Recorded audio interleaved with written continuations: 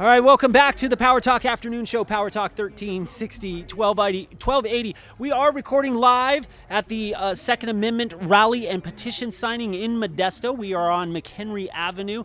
Lots of great speakers so far. Sheriff Adam Christensen just showed up. I'm hoping to get him a little bit later. But Craig DeLuz showed up. And man, I'm stoked that you're here. Had you on the show recently and had to cut it a little bit short because of that darn football, but who's watching it anyway because everybody's taking a knee. I spoke to a woman earlier, Craig, who was from Australia, and she shared with me a story about how gun confiscation happened in Australia. And she said, for the most part, people freely gave up their guns because they didn't have a great use for them, especially in the urban cities. So it wasn't that difficult to take the guns. But the thing that struck me is she said that everyone was disarmed, and the criminals knew it. Right. And so the criminals picked up clubs. She told me a story about a relative of hers who was assaulted with a mallet. So, you know, this whole self-defense argument comes. Now, you shared with us a story about Fiji, and I hope that you'll share that with me now. Well, real quick. So basically my wife's family's from Fiji. And, you know, there have been a number of coups in Fiji. And what happens is they don't have a right to keep and bear arms there. They don't have a right to defend themselves. Well, let me clarify. They do have a fundamental human right to defend themselves. They've just been eliminated from the ability to be able to do so. So when the government comes in, when the new government comes in, or the government that's taken over, they just take whatever they want because they can.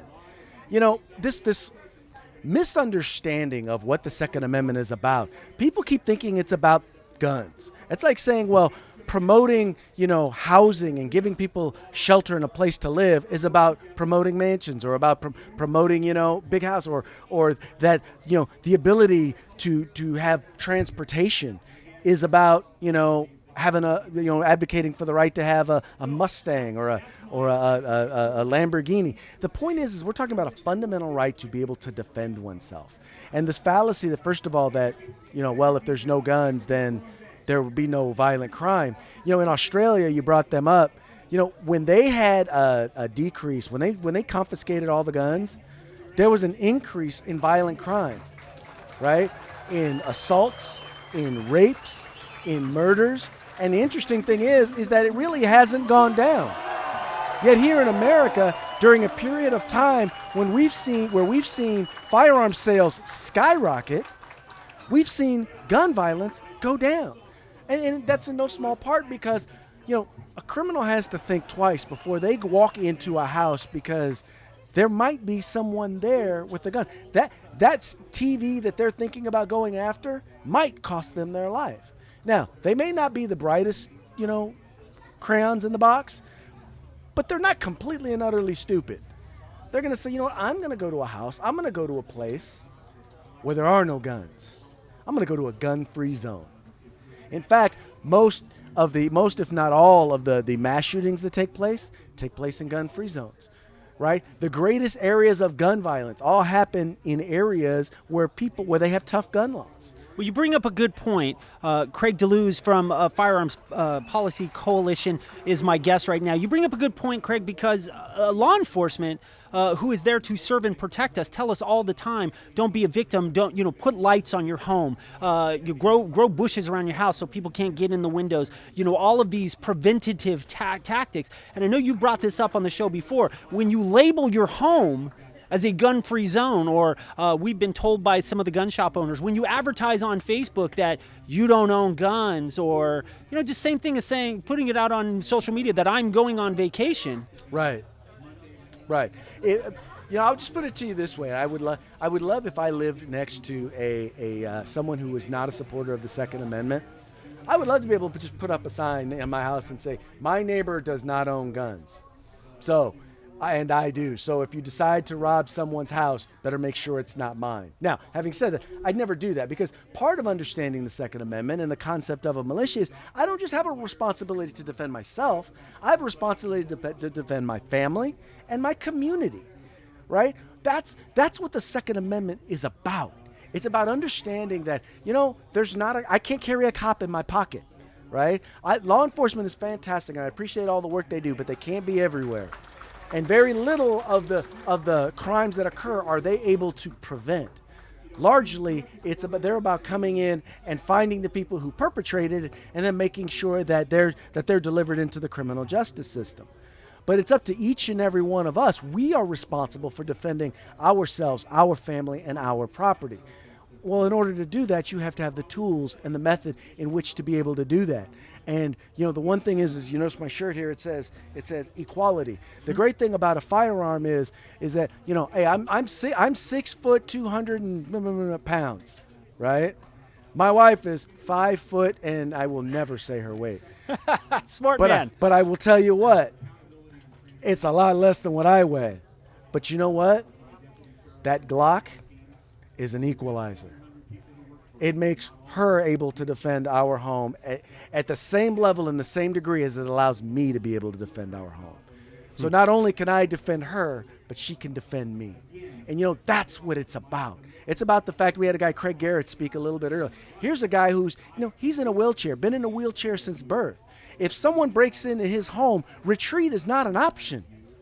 He's got to be able to defend himself. And anything we do to put a restriction on his ability to be able to defend himself violates his constitutional rights. No, not his constitutional rights, his fundamental human right. Very good point. So you spoke much about taking action and signing petitions. Nicki was here as well from the Pink Pistols. There's a real sense of unity going on here. We've seen a lot of race. I don't know about religions. We haven't gotten into that, but race and creed and skin color. Some people are for Trump. I have not seen a Hillary badge here yet. I have seen a Hillary for prison 2016 Yeah, I saw that t-shirt. one as well, but that's a given. So it is coming to light that she's definitely a criminal. Probably 2017 though. Maybe. So my point being is, Nicki showing up from the Pink Pistols really crosses a great deal of boundaries. And your comments in the speech that you gave was about knowing people and being connected and creating a network that is going to be not only pro Second Amendment, but also advocating responsible gun ownership. Mm-hmm. It's funny. I have seen in this year working in I've got over 20 plus years working in politics, probably another 10 to 15 working in legislative politics, and about 3 or 4 in the gun rights movement specifically. And I've never seen this much unity. And I'm talking, all of the gun rights organizations, we're working together, the NRA, CRPA, gun owners, us, Ducks. We're working together on a lot of these issues. I'm even seeing groups like the ACLU, the criminal defense attorneys, the medical professionals, psychological medical professionals have come forth on issues. The things that they are doing in the state legislature are so far over the line. Like I said, even the ACLU's coming up and saying, whoa, hold up, wait a minute. The thing about this particular movement is, and this is what's important, is a lot of people, they think of gun owners as, and I'm sorry if you fit this description, the old conservative white guy. It's true. That's who they think. When they think gun owner, that's who they think. Now you're looking at me, and I don't look like an old conservative white guy. No, you don't. I probably don't look conservative, but I am. And, well, I'm not. I am not of the Caucasian persuasion either. I grew up in Richmond, California. But here's the thing. Everybody understands, no, I won't say everybody, but a lot of people from different perspectives understand the fundamental right to keep and bear arms. And it's I tell you, the coolest thing, not the coolest, the funniest thing is when you get like those liberals come up to you and they like whisper in your ear like they're about to tell you a dirty joke, and they're like, I just want you to know, I own guns and I like going shooting. And it's like, even they get it. They can't say it. They can't say it publicly amongst their peers, but even they get it. And that's the reason why it's so important for us to fight, because there is a silent majority out there. And when they step into that voting booth, they're going to have an opportunity to make their voice heard. Well, I'm glad that you bring that up, and that's why I brought up Nicki Stollard from the Pink Pistols, the here representing the LGBTQ. She told me to add the Q, okay, but we don't know what it means. So she ultimately they expressed that after Orlando, people reached out. The gay community reached out because out of fear of self-defense, which is Right. a fundamental right. Is this it? Is this the front? Is this the spark of the revolution? This gun Armageddon that we're seeing? These bills that are sitting on Jerry Brown's desk. Is this the spark, or are we going to fight this fight from here to eternity? That's up to your listeners. Whether or not this is the spark. See, here's the thing. Look, we can keep sparking and we can keep crying, but ultimately it's going to come down to the people. What are the people going to do? What are the voters going to do? Clearly, what we're doing hasn't been enough, so we've got to do more. One of the things that I said when I was speaking is, we get comfortable. We say this, I can't tell you the number of people I've heard say, oh, well, I'm leaving California, and yeah, I'm glad I left. The problem is this, is that we keep retreating and circling the wagons, retreating and circling the wagons. And what we fail to understand is that gives the other side the victory. And the more victories they gain, the bolder they get. The more they come after us. It's like a disease. Once they conquer one area, once they destroy one area, they're coming after the next. In Oregon and Washington, you have groups there, Oregon ceasefire and Washington ceasefire, that are talking about passing California-style gun control in those states. They said they want to create a West Coast wall of gun control. Folks, it's coming. And we're on the front line. We need to be fighting. And I'm telling you, a good friend of mine, Anthony, I agree with him. I want to fight while I'm still young enough, while I still have the energy and I still have the vigor, while I'm still here on the front line. So when my grandkids say, Dad, where were you? What did you do when they came after our rights? I can say I was in the fight. Now, I'd love to be able to say we won that fight, but that's solely on us. That's the thing. It's up to each and every one of your listeners. Who are you helping to elect that's pro-civil rights and particularly pro-Second Amendment, right? And if you're already represented by that, well, then once you've taken that, then you got to go out. You got to go to the next district. Look to the north, south, east, west. Where are you going to fight next?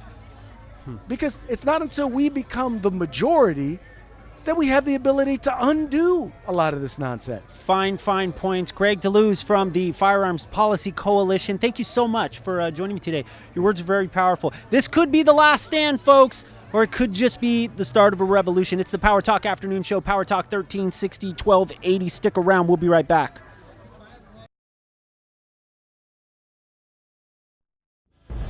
If you like these updates, please share them with your friends and subscribe to our YouTube channel.